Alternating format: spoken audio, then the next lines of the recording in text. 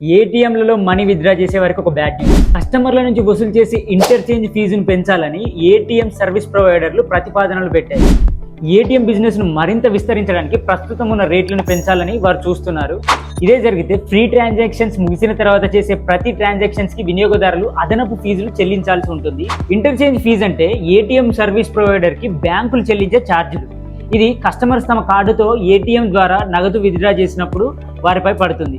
ముఖ్యంగా ఒక బ్యాంకు కార్డుతో మరో బ్యాంకు ఏటీఎంలో డబ్బులు విత్డ్రా చేసినప్పుడు ఇది కస్టమర్ పైన భారం పడుతుంది.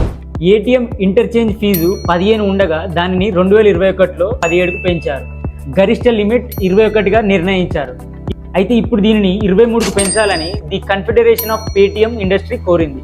ప్రస్తుతం సేవింగ్స్ ఖాతాదారులకు దేశంలోని మెట్రో నగరాల్లో ప్రతి నెల 5 ఫ్రీ ట్రాన్సాక్షన్స్ అందుబాటులో ఉంటాయి. ఈ 5 ఫ్రీ ట్రాన్సాక్షన్స్ దాటితే అదనపు ఛార్జీలు కట్టాల్సి ఉంటుంది. ఒకవేళ ఈ ప్రతిపాదనను ఆర్బీఐ